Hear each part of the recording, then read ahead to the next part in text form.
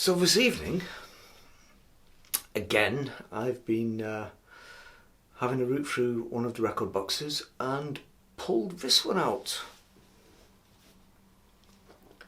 Sabotage from Black Sabbath, released in 1975 with the extraordinary artwork there. More about that a little later. So, I can't really remember buying this, but I know why I did buy it, because it was £2. And I thought, it's got the words Black Sabbath on it, it's got Aussie on it, it's £2, I'm having it. It's got to be good value for money. I know nothing about it, I've heard nothing of it. I'm taking not much of a chance. What can possibly go wrong? As it turned out, nothing went wrong, because it's incredible. An incredible record, an angry record in many ways. To me, this is the heaviest thing they ever really did, I think, or at least one of the heaviest things they ever did, and one of the angriest. It really does sound as though it's a record made by angry people. Now, they had a right to be angry because they were being sued by the record company at the time of recording, and it was playing havoc with recording sessions and the whole recording process. So they had a right to be angry, and I think that anger comes across in the music and the lyrics. And Ozzy sounds more than a little bit peed off, to say the least. So, I took a chance and it worked out. For £2, this is easily, even though it's a NEMS repress, this is easily, and it still sounds great, this is easily the best £2 I ever spent. Apart from maybe the debut. So, it starts off with Hole in the Sky, which blows your head off. Absolutely superb. You're listening to the silence, and then all of a sudden, bang! In comes the riff, in comes Mr. Iommi. Then we have a little dropout with Don't Start Too Late, the Spanish guitar thing.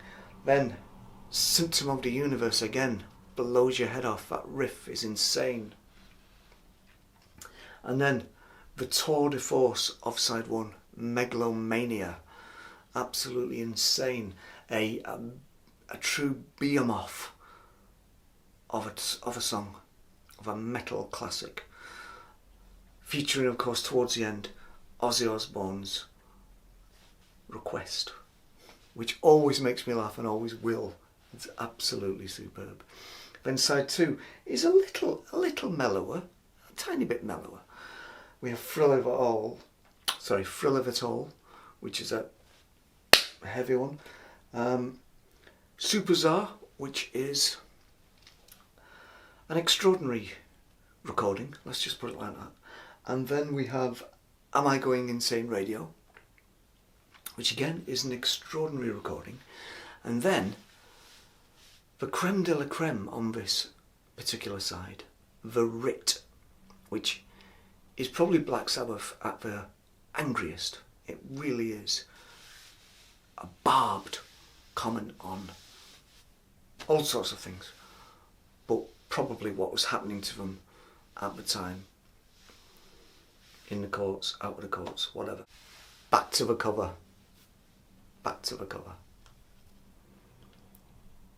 Crazy cover, crazy clothes. Now there is a story behind it. They were told that when they got to this photo shoot, there would be black clothes for them to get changed into. So they were told, just turn up in anything, it's alright, it's fine. We'll sort it. So they get there, and of course no black clothes to get changed into. So what did they do? Well, they were rushed here and rushed there and photographed very quickly. Time is money, etc. And so they basically were photographed the way we see them here. The main concept was the mirror That was the whole idea behind the shoot. But they were meant to be wearing black clothes, so that's why they look quite ridiculous in these extraordinary get-ups. It was essentially, some of it was stage wear,